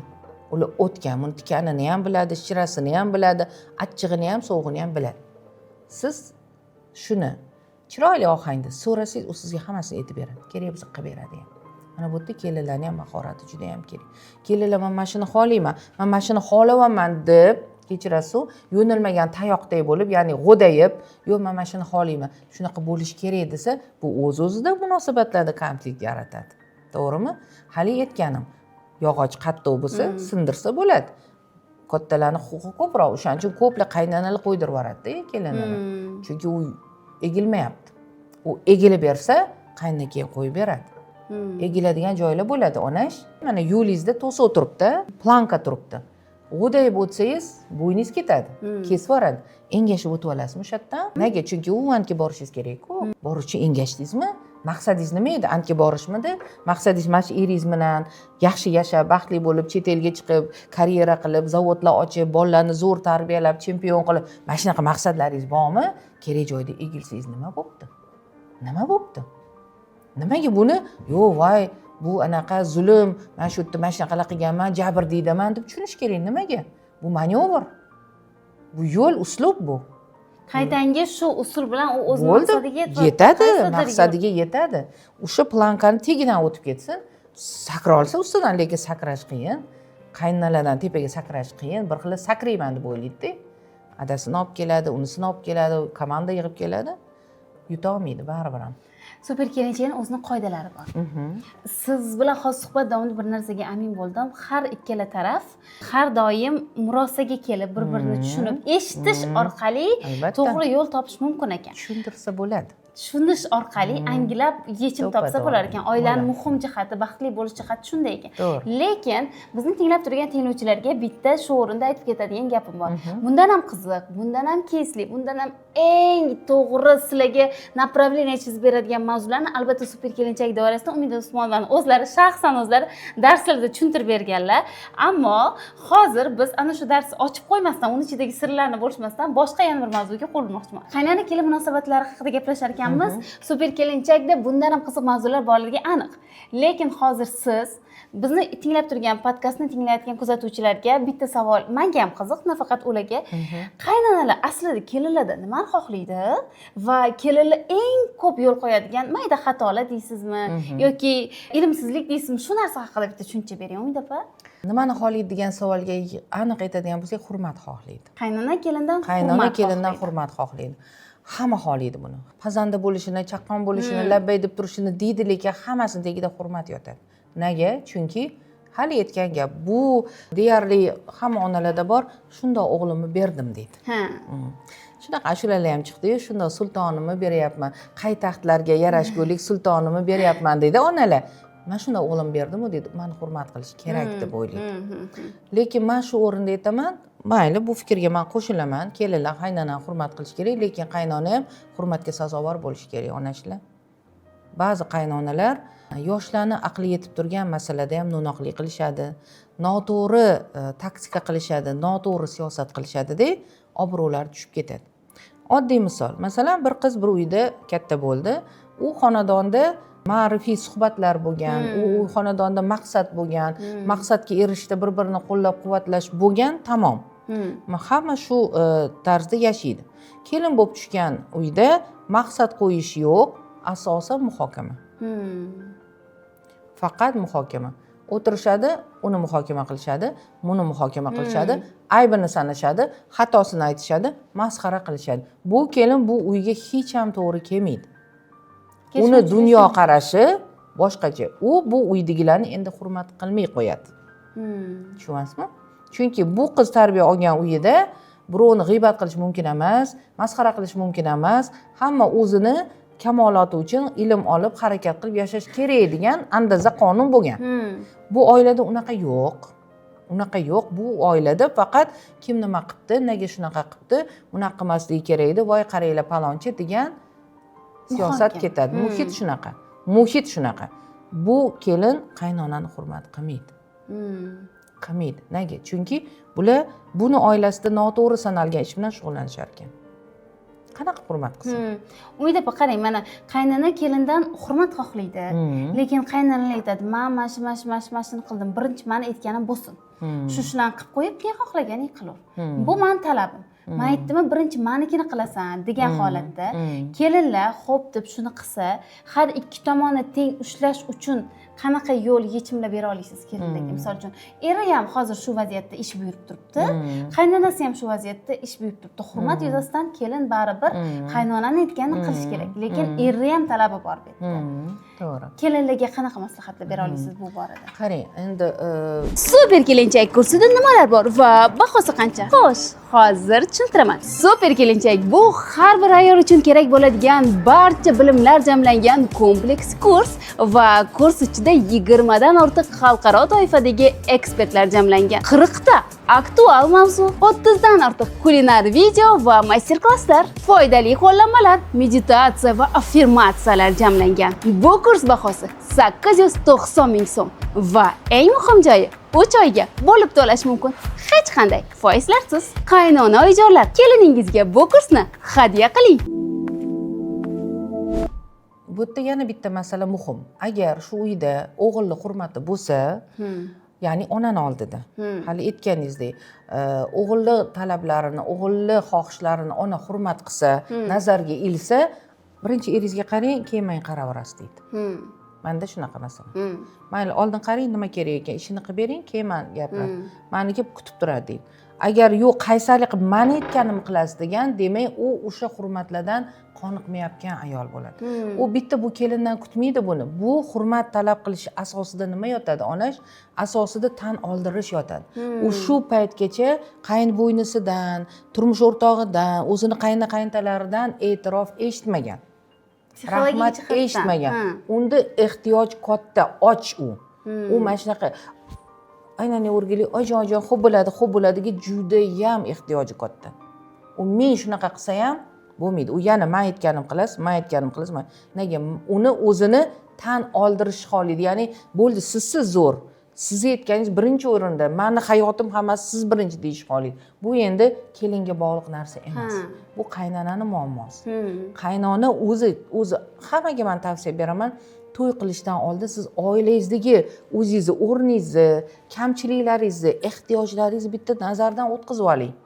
Nimaga talabingiz bor, nimaga ehtiyojingiz bor, sizga bo'lgan munosabat qanaqa, turmush o'rtog'ingizning munosabati qanaqa, o'g'lingizni, o'sha uydagi odamlarni, boshqalarni sizga bo'lgan munosabati qanaqa, shuni oldin ko'rib oling deyman. Hamma ularni minuslarini ham bundan talab qilmayman deyman. Chunki ularni kamchiligini ham kelin to'ldirish kerak deb bo'lib qoladi, ba'zi onalar. Bu xato. Bu xato. Lekin qiz uzatayotganligi aytaman, hurmat qilish kerak. Lekin yana mana ko'ryapsizmi, hammasi mana ikki qo'ldan-da. Bu hurmatga loyiq bo'lish kerak, bu hurmat qiladi. Menda shunaqa praktikamda bo'lgan, aytadi, "Men hurmat qilmayman" deydi. Noto'g'ri muomala qiladilar deydi. Noto'g'ri gaplar qiladilar. O'sinimga nisbatan, nabiralarga nisbatan noto'g'ri gaplar qilyaptilar. Tarbiyalarga xalaqit qilyaptilar. Masalan, o'sinimni ham ushtirib qo'yadilar akam bilan. Qizlari kelsa, olib qolgilari keladi, uyini buzadilar. Eringga u talab qo'y, bu noto'g'ri-ku deydi. Men qanaqa bilan hurmat qilaman deydi. Hurmat qilishim shart, otam-onam aytadi, lekin men xo'p deyman deydi, lekin qalbimdan hurmat qilmayman deydi. Ya'ni qarang, hamma inson kelinmi, 5 yosh qizmi, 85 yosh ayolmi, farqi yo'q. Tan oldirish xohlaydi o'zini. Ya'ni yaxshisiz deyish xohlaydi. Buning uchun harakat qilish kerak. O'z-o'zidan majbursan, men qaynonayman, majbursan, sen meni hurmat qilishing kerak, aytganimni qilishing kerak deyish bu ojizlik. Bu ojiz, zaif odamning ishi. Bu yosh bolacha qolib ketgan odamning ishi. Chunki u maqomingiz uchun sizni hurmat qilmaydi. Siz haqiqatdan hamma ishda ibrat bo'lishi kerak. Qaynonalik o'zi juda qiyin, onash inson emas. O'shaning uchun eplolmasangiz narxib qo'ying deyman-da. Yechim bo'lib qo'ying deyman-da, iloji yo'q. To'g'ri, har doim ham qaynonalar aybdor bo'lmaydi. Ba'zi holatlarda ular bizga to'g'ri yo'l ko'rsatishi, to'g'ri chiziq chizib, o'sha o'zingiz aytasiz-ku, bizdan ko'proq yashab qo'ygan biladi, qanaqa yurish kerakligini, qaysi to'g'ri, qaysi noto'g'ri. Ba'zi holatlarda bizga ilm berishi, to'g'ri yo'nalish berishni xohlashadi-da. Kelinlar ko'pincha nimalarda xato qiladi? Nima sababdan, misol uchun, yaxshi qaynonalarning ham yomon kelinlari bor. To'g'ri. Mana shu masala juda og'riqli. Ishonsangiz, mana bizning Aziz mehr markazida yosh katta ayollar keladi-yu, hammasi qaynonada. Hammasi qaynona. Ular juda ko'p xafa bo'lishadi kelinlardan. Bilasizmi? Eng arzon narsa yaxshi so'z. Muomala eng oson narsa. Hamma ishi qalovini topsa bo'ladi. Qalovini topsa qor yonadi degan dono xalqimiz bor-da. Shu qaynonani ko'ynini topib hamma ishingizni bitirishingiz mumkin. Hammasini qila olishingiz mumkin. Shuni bilmayapsizmi? Siz aybdorsiz-da. Aybingiz shundaki, ilmingiz yo'q. Yomon emassiz, pazandasiz, boshqasiz. Lekin murosani qila olmayapsiz. Joyini topib gapira olmayapsiz. Ko'p kelinlarning xatosi, qilaman-u, aytaman-u, nima qilay, kamda ularga, mana bunaqa deydi. Menga ko'p kelganlar kelinlar shundan shikoyat qiladi, aybini tan olgisi kelmaydi. Ular yomonlar, ko'p narsa. Imkoniyat darajasida olganda yoshlarning imkoniyati ko'proq-da. Bularni kuchi ketib boryapti, baribir qaynonalik ketayotgan odamlar. ularga ozgina rahm shafqat nazari bilan ham qarash kerak. Oldingi mehnatlarini eslatib turish kerak. Mumkin u mana komplimentlar aytish, mumkin u oldingi xizmatlarini, boshqalarning e'tirofini aytib turish, yoqimli so'z aytsa, o'sha kelin qaynona ozgina shishadi, semiradi, xursand bo'ladi. Yaxshi ko'ra boshlaydi. Umuman o'zi yaxshi ko'rina bilish degan ilmlar bor-ku, nimaga shuni bilmaydi yoshlar? Bu ilmlar hammasi albatta super kelinchak kursida. Bor, kursda bor. Hammasini o'rgatgansiz. Chunki hammachi sevimli bo'lish xohlaydi-da. Mana masalan turmush o'rtog'ingiz sevdimi sizni, yoshlikdan xohladimi? Bo'ldi, u meni sevadi deb o'ylaydi, lekin boshqalar ham sizni sevib, bir xil menga sevishi shart emas deydi. Yo'q. Sevishi shart bo'lmagan taqdirda ham sizni qabul qila olishi kerak. Ha deb gezargan, xo'mraygan basharani ko'raverish, chehrani ko'raverish yoshlarga ham yoqmaydi-ku, to'g'rimi? O'sha ayollar tillari yechilib, duolar qilish uchun kerak joyda kerak, paxtalarni ham qo'yib turish kerak-da. Foydali. Kerak. Usiz iloji yo'q, chunki murosai madora deydi. Murosa qilsangiz mador olasiz o'shanda. Hamma yaxshi gap shaydosida. Gado. Hech kim gadosan demay, lekin yaxshi gapni gadosiman, men ham bering deyman, bering. Menga yaxshi gap bering deyman. Mazga issiq choy bering. Kelin bo'lib bir samsung qoldi choyingiz hozir. Rahmat. Issig'ini shunday alishtirib bering. Voydan bir ichmayapsiz, voy issiq choy ichaman. Kam qo'ysangiz kam. Endi shuni mag'ziga yetdim men o'zim, onash, qarang. Issiq ichaman. Chunki oldinchi kelinlar kam qo'ysin deyishardi. Hozir to'ldirib qo'ying deydi-ku biza. Endi bilib olman shu kam qo'ysa issiq ichar ekansiz. Ko'p qo'ysa sovib qolar ekan-da. Men choy quyishdan erinmayman. Siz ichib turing. Rahmat. Oziz ko'p qolmasin. Suhbatimiz yaxshi ketyapti. Men o'zimga kerakli ilmlar olaman. To'liq ilmlar, ko'p ma'lumotlar albatta super kelinchak kursida, lekin sizdan hozirgi olayotganlarim men hech qayerda eshitmaganman. Chunki siz misollar bilan, keyslar bilan aytyapsiz. Bu menga o'zimga shaxsan o'zimning hayotimda kerakli bilimlar ham bo'lyapti. Mavzuni davom ettiramiz. Kelinlarning xatosi bu ozgina joylarda qaynonani ko'nglini olish, yaxshi gapirish, ulardan baland kelishga harakat qilish ekan, demak. Yaxshi gapirmasdan baland kelishga harakat qilish ekan-da. Bitta yana misollar aytmoqchi edim. Bu ishimdan ham o'zim xursand bo'lganman, qoniqqanman. 4 ta farzandli bir tanishimning qizlari edi. 4 ta farzandi bor, ajrashmoqchi. Kuyov ajrashmoqchi. Ajrashaman degan, uyiga olib kelib tashagan, bolalarini ham, narsalarini ham olib kelgan. Oddiy aytganda tepa to'nini teskari kiyib olgan. Qiz oydek, go'zal, doktor o'zi, Sampini bitirgan, lekin bo'lmayapti turmush. Keyin albatta biz analiz qilganimizda bilindiki, ba'zi kelinlar kelin bo'ldim, kelin obraziga kirib oladi. Faqat qaynona bilan yaxshi bo'lsam, o'sha ishini qilsam, bolalarim vaqtida qarasam, boshqa qilsam bo'ldi deb o'ylaydi. Yaxshi kelin bo'lsam bo'ldi deb o'ylaydi, lekin u yaxshi yor bo'la olmayapti-da. Bu tarafi ham borda. Mana shu yaxshi yor bo'la olmayotgan paytda qaynona advokat bo'ladimi, jonini fido qilib yuboradimi, o'g'liga nuqul kelinni ertalabdan kechgacha maqtaydimi? Natija yo'q. Foyda bo'lmaydi. Ora sovib qolgan.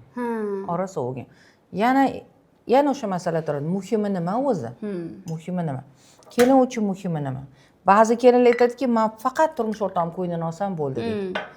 Qaynonam menga 2-chi, 10-chi, 15-chi masala deydi. Bu ham xato. Nega? Chunki onasini xursand ko'rmagan erkak baxtli hisoblanmaydi. Onasini doimo kasal, asabiy, qon bosimi oshgan tarzda ko'ravergan erkak baribir ham ko'ngli xijil bo'ladi, ishida unum bo'lmaydi. Qo'rqadi. Onamga bir narsa bo'lib qolsa-chi deydi. Endi shu onani ko'nglidan olishi ko'pincha ayolidan kutadi. Yaxshi gapirgin, shu aytganlarni qilgin, xo'p degin, nima desalar qilib bergin deb iltimos qiladi ba'zi erkaklar, yigitlar. Ayolidan iltimos qiladi. Kelinlar nima deydi? Qilyapman-u, bo'lmayapti-yu, nima qilay deydi. Nima qilish kerak shuni? O'rganish kerak, ilm olish kerak. Bu qaynonani fe'lini, qaynonadan tashqari qaynota ham bor-ku. To'g'rimi? Undan tashqari qaynonaga aql o'rgatadiganlar bor, bosim o'tkazadiganlar bor, xunuk ko'rsatib qo'yadiganlar bor, dezinformatsiya beradiganlar bor, to'g'rimi yo'qmi? Qaynonani o'zi bilan bo'ladigan ish emas-ku. Ular ham bormi? Demak, shunaqa bir momentlar, vaqtlar bo'lish kerakki, mana hozir siz menga choy qo'yib berdingiz, tabassum bilan berdingiz, ozgina egilib berdingiz. Bu hammasi harakatingizni o'zi gapirib turibdi-da. Nimani bildiryapti? Hurmatni bildiryapti. To'g'rimi yo'q? hurmat qilganingizdan shunaqa qilib berdingiz, chopib borib qilib kelib berdingiz. Bu hammasi hurmatni bildiradi. O'sha oddiy misolda ba'zi hozir yoshlar bunga boshqacha ta'sir beradi. Qaynona uydan chiqayotganida oyoq kiyimini ko'shini to'g'irlab qo'yish, masalan. Oyoq to'g'ri nima, men qulman, o'zi to'g'irlab kelib ketaveradi deydi ba'zilar. Bu mana isyon, bu xato. Bu milliy qadriyatlarga isyon. Bu kattaga bo'lgan hurmat deb qabul qilish kerak buni. Buni qaynona meni hurmat qilyapti deb xursand bo'ladi. Oyoqlarini to'g'irlab qo'ydi, baraka topsin deydi. Xursand bo'ladi. Oyijon nima qilish beray? Kiyimingizni qarab beraymi? Ro'molingizni topib beraymi? Sumkangizni qilib beraymi? Onasiga ham qiladi masalan shu ishlarni. Bundan og'rinish bu meni ishim emas. Faqat erimga qarashim kerak deyish noto'g'ri. Yana aytaman, murosa va madorada balans bo'lish kerak. Qaynona muhimini bilish kerak. O'g'li bilan baxtiyor bo'lsin, sevishsin, kerak joyda bir-biriga mehr muhabbatini ko'rsatsin. Albatta mustahkam oila qilsin. Lekin o'ziga ham dastyor kelganidan, o'sha qachonlardir uxlamaganlari, qiynalib ishlar qilgani, ovqat pishirgani, yo'q joydan topib kiyintirganlarini mukofotini ham olsin-da. Ular ham olsin, ular shunda qo'yni xotirjam bo'ladi. O'shanda qoladi. Agar o'sha talab kosasi to'lmayotgan bo'lsa, unda keyin e'tirozlari, turli janjallar, miji-miji gaplar, qizg'anishlar bilan davom etadi. Kutgan narsasini berishga harakat qilish kerak. Ko'p xatolar nimada bo'ladi? Kelinlar ozgina e'tiborsiz bo'ladi. Yo birato'la qaynonam bilan bo'lib ketadi, yoki birato'la erim bilan bo'lib ketadi. Yo'q. Men shu uyga keldimmi, o'rnini bilish kerak. Men aytaman, qaynona oilani, ayol kishi oilani oftobi. Siz uyingizni oftobisiz. Lekin qaynonangiz bo'lsa, ular katta oftoblar-da, onash. Siz ham katta oftob bo'lasiz. Siz hozir kichkina oftobsiz. Siz katta oftob bo'lib olasiz baribir ham.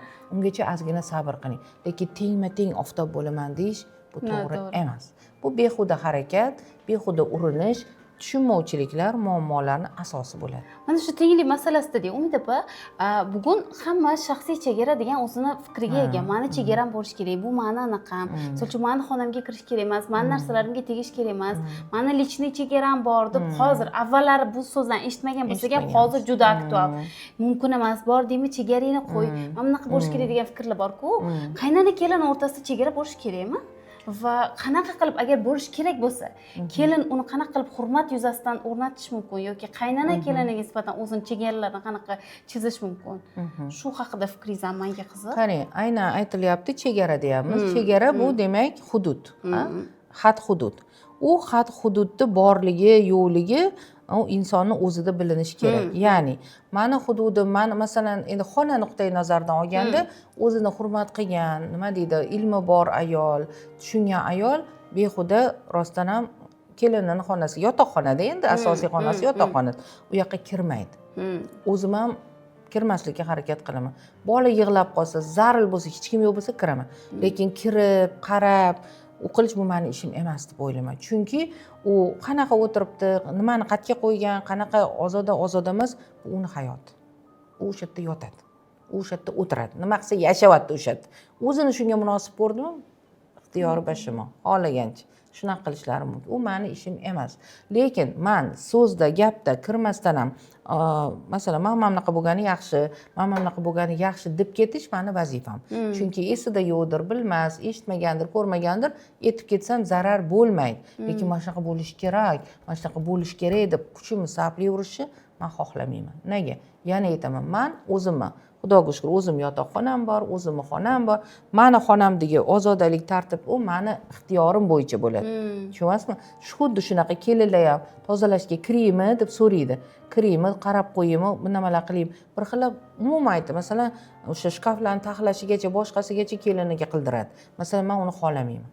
Men o'zim qila olmayman, o'zim xohlaganimcha. Ular o'zi xohlagancha o'zi qilsin. Mana shu o'zi ham hududlarni cheklanish. Ikkinchisi, endi bu xohishlardagi, ehtiyojlardagi, ixtiyorlardagi cheklov. Masalan, menga yoqqan narsa kelinimga yoqmasligi normal holat. Kelinimga yoqqan jihatga men hadeb aralashib, qat'iyan yo'q deyverishim bu noto'g'ri deb o'ylayman. Nega? Chunki bu, yana aytaman, uni hayoti. Uni jufti haloli bor. Unga javobgar bo'lgan o'g'lim bor. O'g'lim shuni to'g'ri deb qabul qilsa, o'g'limga bu ma'qul bo'lsa, bu kiyimda, o't-bo'tlarga borishda bular o'zi hal qilish kerak.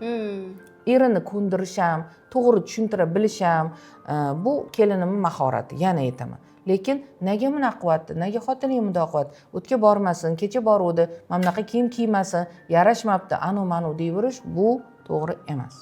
Yana aytaman, men voyaga yetguncha, voyaga yetish degan masala bor-ku, voyaga yetguncha biz qanaqa kiyinish kerak, qanaqa odobli gapirish kerak, nima o'qish kerak, hammasini biz o'rgatganmiz. Voyaga yetdi, turmush qildi endi o'sha.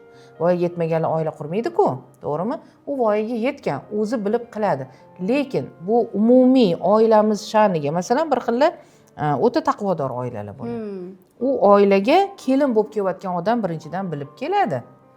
Umuman zamonaviy odam taqvodor oilaga tushib yashab keta olmaydi. Bu 2 ga 2 4 degandek gap-ku, to'g'rimi? Yoki umuman zamonaviy oilaga o'ta taqvodor, o'ta boshqa qadriyatlarni muhim sanaydigan kelin tushsa qiynaladi. Buni kattalar hisobga olish kerak. Hamma gul o'zini joyida gullab yashnaydi. Tosh ustiga qummichi qum qo'ysangiz ham eng zo'r gul ham qurib qoladi masalan. Tushunyapsizmi? Mana hamma narsa birdaniga bo'lmaydi deb o'tdi. Boshida o'sha to'ygacha, boshqagacha murosa o'sha teng-tengi bilan degan gaplar mana shu. O'sha hududlarida qiziqishi bormi, kasbkori bormi, boshqasi bormi? Mana masala bo'ladi. Masalan, o'zimning oilamda aytadigan bo'lsak, men kelinim bilan ko'p gaplashmayman. Juda ko'p gaplashmayman. Kerakli gaplarni gaplashamiz, muhokama masalalar, oilaviy, bolalar tarbiyasi, bu narsalarda savol-javob bo'lsa qilamiz, salomatlik borasida. Bo'ldi, unaqa o'tirib olib, anu manu deyish to'g'ri emas. Ba'zi qaynonalar bo'yiga ko'p gapiradi, kelinlar. Masalan, mana bu shaxsiy hududni buzish deb o'ylayman. Kiyimiga gapiradi, sochini turmagiga gapiradi, ro'moli bo'lsa ro'moliga gapiradi. Bu gaplar nimaga kerak deyman men o'zim. Mayda aslida. Nimaga kerak? Men ona sifatida mana shu gapni o'zini gapirishga vaqtim ketishini ham uvol deb o'ylayman. O'sha gap normadan, chegaradan chiqmasa, odob, odamiylik, milliylik, mana shundan chegaradan chiqmasa, rangi unaqa bo'ladimi, bunaqa bo'ladimi, fasoni bu uni ixtiyor. Yarashsa, o'ziga ma'qul bo'lsa mayli. Meni ko'zimda yarashmayotgandir ehtimol, lekin o'ziga shu yoqyapti, o'g'limga yoqyapti. O'g'limga yoqayotgan bo'lsa bemalol. Shu taraflari bor. Demak, chegara. Men shunaqa deb o'ylayman. Chegara bo'lishi kerak. Chegara bo'lishi kerak. Chunki chegara bo'lmasa, bunda masalan bundoq qarasangiz, qizingiz bilan, o'g'lingiz bilan ham chegara bormi yo'qmi o'rtamizda? Bo'ladimi yo'qmi? Qaysi ma'noda? Qizim, umuman o'g'lim, qizim bilan ham, uni ham shaxsiy hududi, meni shaxsiy hududim bo'ladimi? Ha, hozirgi zamonda bor. Hozirgi zamonda bor. Chunki uni narsalariga tegish mumkin emas. U faqat narsalarni o'zida ham emas. Azal o'zi oldin ham birov narsasini so'roqsiz olish mumkin bo'lmagan. Qadriyatlarimizda bor bu birov narsa. Birov o'sha kelin, o'sha masalan hammani o'zini chashkasi, o'zini piyolasi bo'ladi. Bu oddiy masalanda. Narsalarda emas. Biz 3 ta qiz bo'lganmizda, odam xonamizga kirishdan oldin so'raydilar, kirsam bo'ladimi? Mumkin emas, shu sizlar xonangizga kirsam bo'ladimi? Bizga ham shunaqa o'rgatishgan, ularning xonasiga kirishdan oldin so'rash kerak. Mana bu chegaralarni hurmat qilish bo'ladi. Hurmatga o'rgatish bo'ladi. Shu yerda kirib ketaverish bu bosqinchilikdagi tuyuladi-da, masalan. Chunki qarang, o'sha yerga nimaga kirsa, aslida u xona adayzi xonalari. Qurganlar, ular qurganlar, sizga berganlar. Sizlar o'sha yerda yotib o'qib yashayapsizlar. Kirishga haqlari bor, bundoq olib qarasin. Lekin ular sizni sha'ningizga, sizni xijolatchiligingizga, sizni noqulay bo'lmasligingiz uchun so'rayaptilar, kirsam bo'ladimi deb. Chunki siz shu adayingiz oldida uyalib qolmaysizmi? Biron narsangiz bejo turgan bo'lsa, nimadir yoyilgan bo'lsa yoki o'zingiz hali uyg'onib turmaganmi yo boshqacha holatda o'tiribsiz, yechinganmisiz, shuning uchun ham so'raydilar. Sizga noqulay bo'lmas, bu hurmatmi? Hurmat, ham chegara. Ham sizni hurmat, chegarangizni hurmat qilyaptilar-da shu. Xuddi shunaqa siz ham aytasiz, kirsam bo'ladimi, bo'lmaydimi? Ha, kever, bizani bolalar ham shu. Aya kirsam bo'ladimi deydi. Navaralar hali bilmasa o'rgataman. Shunda kirmaydi, yo yo'talib kiradi. Oldindan yo'talib kelgan erkaklar. Bir joyga kelayotganida qilgan kelayotganim bilsin deb. Ya'ni kelyapman deb u istiqboliga chiqadi, chegaradan o'zi chiqadi. O'zi aslida hamma narsalar azalda bo'lgan umidlar. Bo'lgan, juda go'zal tarzda bo'lgan. Bugun ularni chiroylilashtirib, qanaqadir terminlar bilan zamonaviylashtirib, yoshlarga moslab, shu narsani ko'proq oshirib ko'rsatish bor. Lekin asli hamma narsa qadriyatlarimiz, boya siz aytgandek, o'sha o'q ildizimizga borib taqaladi. Asli bor hammasi. Shuni unutib olganimizdan muammolar kelib chiqadi aslida. Unutib oldingi paytlarda qaynonalar unaqa kelinlarni uyga kirib, titkilab, nima bilmadim, bo'lmagan. Bo'lsa ham juda kam bo'lgan. Buni qaynonalar o'sha qo'ni qo'shnilar o'tirib gaplashganda uyat deb o'zligi shundoq tarbiyalab qo'ya qolishgan. Uyda haqiqatdan shunaqa qaynonalar bormi? Misol, men hayotimda buni eshitmaganman, lekin atrofdagilardan, ijtimoiy tarmoqlarda shunaqa narsalar ko'raman deb, men yaqinda bir videosini ham ko'rdim. Xonasini qara deb, kelinini xonasini videoga olib chiqazyapti. Bu mana bunaqa ekan, mana bunaqa ekan. Asli haqiqatdan ham shunaqa qaynonalar bormi? Sizning qanday eringizdan kutuvlaringiz osmon bo'lsa, o menga qilib bersin, kutgan edim, gul olib bermayapti, romantika yo'q bo'lsa, uni ham xuddi shunaqa million kutuvlari bor. Xiyonat birovni erini ideallashtirish. Jinsiy aloqadan keyin shariatda uchrashuvga chiqqanda sovg'a bersa olish kerakmi yoki yo'q? Homilador qolmayotgan qizlarimiz uchun ham juda ham foydali. Mehmon kutayotganimizda albatta mevalarimizni o'sha vazamizga terayotganda rang-barangligiga ahamiyat beramiz. Ya'ni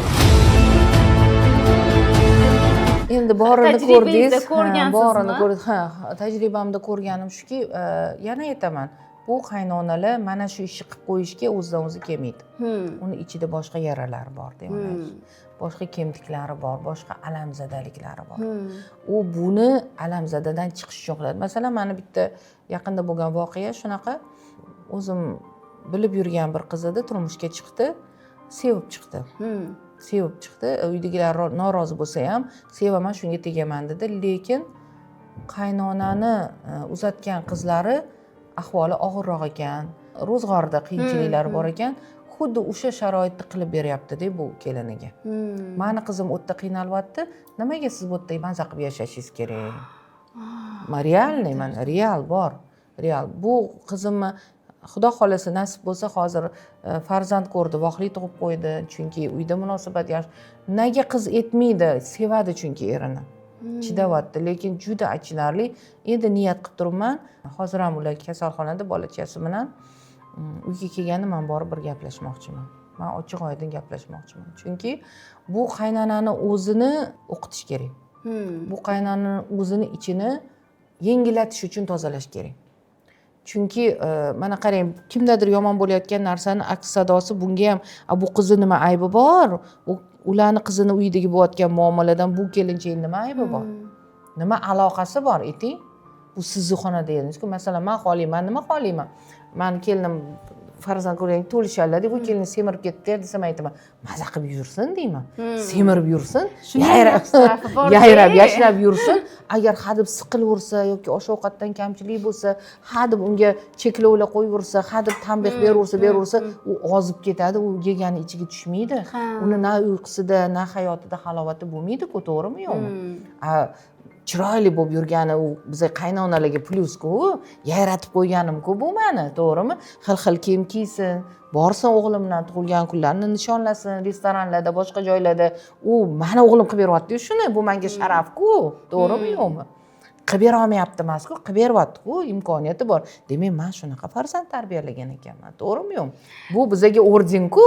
Anaqa deydi-yu, har bir narsani bu yoq tarafi ham bor deydi-yu, ko'pincha odamlar negativ tarafdan qaraydi, lekin buni aylantirib qarasa, uni chiroyli tarafi bor. Juda ham chiroyli tarafi bor. Boshqalar aytadiki, nega deydi? Nega? Men buni ko'p aytganman. O'g'lim xorijga ishga ketganida, 1 yildan keyin uy joy qilgandiki, jo'natib yuborganman kelinimni, farzandlarimni. Shunda menga ko'pchilik ne yuvardingiz? Ne keliningiz yuvardingiz? Olib qolmaysizmi? Bittagina keliningiz. Men aytaman, men u kelinni nima qilaman deyman. Men uni o'zimga olmaganman, men u o'g'limga olib berganman. Unga qarasin, ular maza qilsin, ular birga bo'lsin. Yoshligi o'tib ketyapti, farzand ko'radi, o'g'lim xorijda yuribdi, nima yeyapti, nima kiyapti, u tayyor yonida meni odamim-ku, meni o'rnim bosadigan-ku deb men shunaqa javob berganman. Lekin rostdan ham shu. Bir xil qaynonalar, misol uchun, nimaga men tarbiyalagan bola bunga qilib berish kerak ekan, nimaga buni olib borish kerak ekan, meni olib bormaydi degan fikrlar ham bor-da. Bo'lgan shunaqa. Bitta ona shunaqa menga asablari buzilib, qonlari qaynab ketganki, meni o'g'lim yashi mevalarni qaynonasiga olib borib tashlabdi. Men chidolmayman. Shunda aytdim, onash, dedim, azizim, sizni o'g'lingiz qodir ekan shunga dedim. Alloh shunga qodir. Ehson qilyaptilar-ku, hadiyalar qilyapti. Kimmi o'g'li desa, masalan, men Zo'raxonning o'g'li deydi-ku. to'g'rimi? Kim o'g'li desa Ahmad akani o'g'li bu deydi-ku, sizga shon sharaf keladi, savobini uchi ajrlari sizga keladi-ku deb o'shani ozgina tushuntirishlari olib borgan edim. Bir xil onalar shunaqa, chunki shayton borda, shayton vasvas qiladi baribir. Ko'p holatlarda tushunmovchilikdan, ilmsizlik. Keyin bizada ko'nikmalar borda, ko'nikmalarimiz asosida negativ ko'rish bor bizada. Hamma narsani aybini qidirish bor bizada. Mana shu qaynona kelin munosabatda qaynona aybdormi? Kelinaga aybdormi deymiz? Nega shu so'zni ishlatamiz? Nimaga aybdor bo'lish kerak? Bular ikkalasi ham aybdor emas. Bular o'ziga xohlab bitta oilaga kelishdi. Shu qaynona xohladi shuni kelin qilib olib kelish. Shu kelin o'zi xohladi shu xonadan shu yigitga borib birga yashash, to'g'rimi yo'qmi? Xohish bilan bo'lgan narsa-ku, tanlov-ku bu. Bu yerda aybdor emas. Bu yerda faqat o'sha bitta liniyaga tusha olmaslik, balans, garmoniya yarata olmaslik bo'ladi. Umida opa, mana yaxshi kelin modeli bor. Yaxshi kelin bo'lish kerak, yaxshi kelin bo'lishim kerak. Men ideal, men super kelin bo'lishim kerak, men ideal bo'lishim kerak, hamma narsani dondirishim kerak deydi. Bu aslida bor modelmi yoki illyuziyami? Shu narsa, shu rolda haqiqatan bo'lish imkoni bormi yoki har doim bir tarafga olib ketadimi ko'p holatlarda? Buni hamma xohlaydi. Qaynona bo'layotganda ham zo'r kelinim bo'lsa edi deydi. O'zimni qizlarim ham aytishgan, men hali sizga rahmatlar keltiraman, zo'r kelin bo'laman degan. Lekin bu nisbiy tushuncha. Nisbiy tushuncha. Bilaman, o'sha qizlar, o'zimni qizlarim ham 100% harakat qilganda ham hamma gap o'sha qaynonani og'zidan o'sha gapni chiqishida. Uni xohishida, u xohlaylarmi, o'shani aytish xohlamaylar. Ba'zi qaynonalar boshidan aytadilar, rahmat, chiroyli tarbiya beribsiz, go'zal qizingiz bizga beribsiz deydi. Rahmat, zo'r kelin deydi. Lekin ba'zilar yillar davomida ham bu so'zni aytmaydi. Bilib, ongli ravishda aytmaydi. Nega? Tan berib qo'ygan bo'ladi. Bu endi nisbiy tushuncha o'shaning uchun. Lekin bu yerda buni qanaqa baholash mumkin, belgilash mumkin deganda, hamma odamning o'zini ichida tarozusi bo'ladi. Xuddi mezon tarozisiga o'xshagan. O'zi qilishim kerak edi, qildim deganni ham o'zi biladi, qilishim kerak edi, qilmadim, qilgim kelmadi yoki qila olmadim degan bahoni ham ichida hamma o'ziga o'zi beradi. Agar o'zingizni qilgan ishingizdan ko'nglingiz rostmanasiga vijdonan to'layotgan bo'lsa, siz yaxshi kelinsiz. Men shu kelinchaklarga aytib qo'ymoqchiman. Yo'q, uni bahoni o'zingiz qo'yasiz, lekin xolis qo'yasiz, chunki haqqini Alloh bilib turibdi. Haqqini Alloh biladi. Men o'zim 41 yillik kelin bo'lib, bugungi kunga erishganim, oilamni saqlangani, farzandlarim tarbiyasi, Xudo andat erishganlarimni asosida o'zimni ichimdagi tarozuni to'ldirishga harakat qilganim qoladi. Ha, men juda ham balkim chaqqon bo'lmagandirman, juda ham pazanda bo'lmagandirman, lekin imkonimni darajasida qilganman. Astoydil. Muhimi shu. Astoydil qilganman. Xohlab qilganman. Qilaman deb qilganman. Lekin bu ham mahoratga bog'liq, bu ham ilmga, vaqtga bog'liq. Men o'qigan kitoblarni o'sha eng pazandalar o'qimagan masalan. Bu shunaqa dunyo. Hammasini 100% qilish iloji yo'q, vaqt yetmaydi o'zi.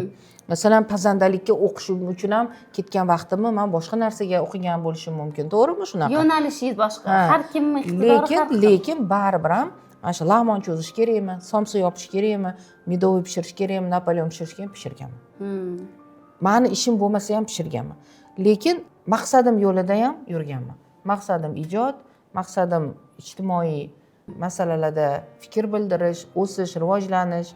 Men shunga ham erishganman. O'shaning uchun agar o'zingizni qo'yningizda haqiqatan xolisanola Xudo bilib turibdi, rostdan astoydil qildim, bundan ortig'iga ilojim yo'q deyapsizmi? Shuni qilyapsizmi og'rinmasdan, siz yaxshi kelinsiz. Yana bitta masala bor, o'zini fikri bo'lish kerak. Kelinlarning o'zini fikri bo'lish kerak. O'zi chunki o'sha uyda u yashayapti, siz yashayapsiz, siz bilasiz balandini, pastini. Boshqa odam boshqa ko'z bilan qarab, sizni oilangiz haqida gapirib, sizni fikringizni o'zgartirib qo'yishi mumkin. Nimaga seni ering bunaqa, ering paloncha yoki nimaga sen qaynonang palon qiluradi? Siz shuni ichida o'zingizda birinchi o'zingizga uni aytayotgan salbiy fikriga oqlovingiz bo'lish kerak. Chunki meni qaynonam buni bunaqa qilsalar, men payt men bunaqa qilib beradilar. Bu tarafini ko'rib o'tish kerak. Siz bilasiz shuni. Agar o'zga hammani gapiga qarab fikringiz o'zgarib ketaversa, sizni oilangiz xalades bo'ladi. Qotmaydi. Ko'chib ketadi. Parchalanib ketadi. O'zingiz bahosini aniq qo'ying. turmush o'rtog'im yaxshi ko'raman, mana shular uchun. Qaynonam yaxshi, mana shular uchun. Ha, boshqa kamchiligi bordir. Ha, ko'rimsizdir. Ha, ko'chada yaxshi kiyinmas. Ha, ko'chada bir narsalar qilar, lekin uyda mana bunaqa. Men uchun mana bunaqa. Bolalarimga qarab beradilar yoki jonlarini beradilar, tabobatni yaxshi beradilar misol uchun. Yoki meni hamisha himoya qiladilar. Qaynatam mana bunaqalar, qayn bo'ynim mana bunaqa. O'zingizni oilangiz haqidagi hamma a'zolar haqida yo'q deganda 3 ta sizni ijobiy fikringiz bo'lishi kerak. Shakllangan bo'lishi kerak. O'sha sizni ushlab turadi o'sha yerda. Bo'lmasa boshqa istagan odam sizni atayib ham uyingizni buzib yuboradi. Hasaddan ham buzib yuboradi. Atayin buzib yuboradi.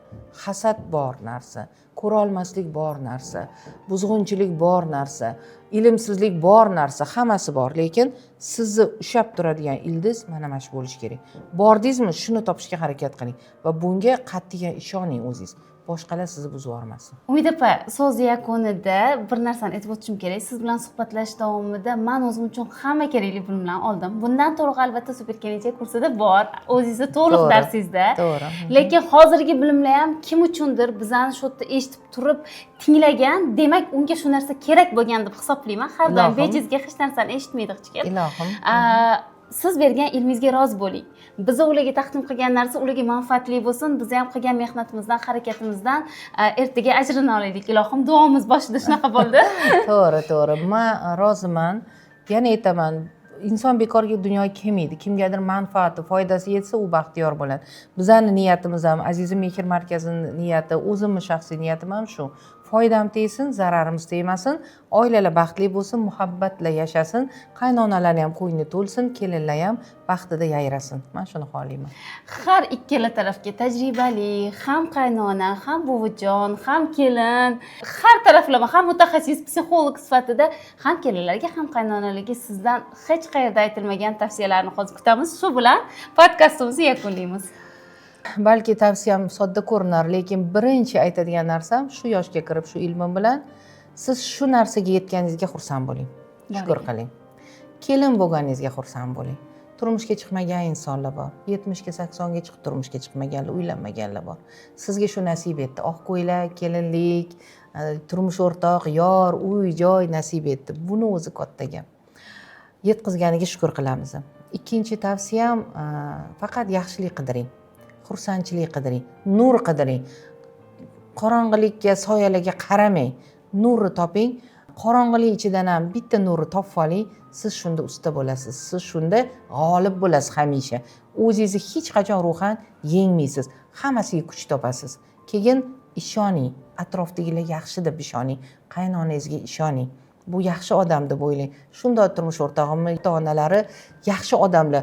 Bularni tarbiyasiga men ishonaman. Bekorga Xudoyim mana shularga bermadi degan ishonch bilan yashang. 3-tavsiyam shu. Tushkunlikka tushmang, qo'rquvga berilmang va 4-si o'zingizni xulosalaringizga ega bo'ling. Hayotingiz haqida har kungi kuningizni xulosasini qiling. Bugun kunim yaxshi o'tdi. Men bu ishlarni qildim, rahmat eshitdim. Men bu ishlarni endi o'rganib olaman, qilib olaman. Muhimi menga odamlar mehr bilan, muhabbat bilan qarashdi. Turmush o'rtog'im yonimda, uyim bor, joyim bor. Hammasi a'lo deb o'zingizni rag'batlantiring. Hammasi yaxshi bo'ladi. Chunki siz polvonsiz, siz go'zalsiz, siz chaqqonsiz, siz kuchlisiz, juda ham kuchlisiz. Siz yaratuvchisiz. Siz yaratyapsiz yangi oilani, yangi insonlarni, avlodni yaratuvchisiz. Bu katta gap. Men sizni bu bilan tabriklayman, sizga ishonaman, sizga kuch-quvvat tilayman va duodaman. Inshaalloh eng baxtli ayol bo'lasiz. Qaynona bo'lasizmi, kelin bo'lasizmi, siz eng baxtlisi bo'lasiz, azizim, ishoning. Tavsiyalaringiz uchun rahmat. Bir narsaga amin bo'ldim. Bu hayotda hech narsa va hech kim mukammal emas.